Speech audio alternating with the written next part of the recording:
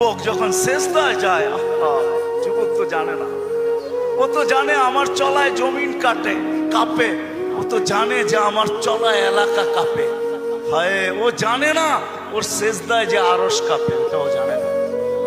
যদি জানতো তো এলাকা কাঁপাইতো না, যদি জানতো তো জমিন কাঁপাইতো না, ও সেজদা দিতে থাকতো আর আরশকে কাঁপাইতে থাকতো। যুবকের সেজদায় আরশ কাঁপে, আরশ। যুবক যখন সেজদায় যায়, সেজদায় পড়ে তো আল্লাহ ফেরেশতা, নাইলে এই হাদিস কোনোদিন আসতো না। আল্লাহ ফেরেশতাকে বলে উনজুর ইলা শাব মাযা ইয়াফআল, যুবকের দিকে তাকাতো কি করে আল্লাহ জানেন। ফেরেশতা বলে জাআলা আজলাহু ওয়া মাজালাহু লিআজলিক, সবকিছু বিসর্জন দিয়ে আপনার কুদরতি পায়ে মাথা ঠেকায়। আল্লাহ বলে হাদা আবদি হাক্কা, এ আমার পারফেক্ট বান্দা, ইন্নী উবাহি বিহিল মালাইকা, তোমাদের উপরে আমি একে নিয়ে গৌরব করি। যখন সেজদায় চিৎকার দেয় সুবহানা রাব্বিয়াল আলা, আল্লাহ বলে সাব্বাহতানি সাব্বাহতু, তুই আমাকে পবিত্র বললি, যাহ তুই পবিত্র, তোর গুনাহ মাফ, সেজদার থেকে উঠার আগে মাফ। আলাইতানি ফাআলাইতুক, মহান বললি, তুইও সৃষ্টির ভিতরে মহান। দুনিয়াওয়ালারা তোকে কি দিবে?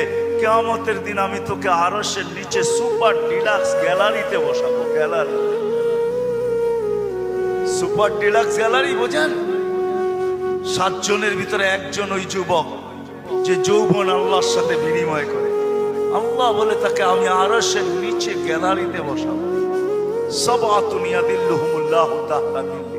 দুনিয়াওয়ালারা তোকে কি দিবে? দুনিয়াওয়ালারা অতক্ষণ দিবে যতক্ষণ স্বার্থ আছে।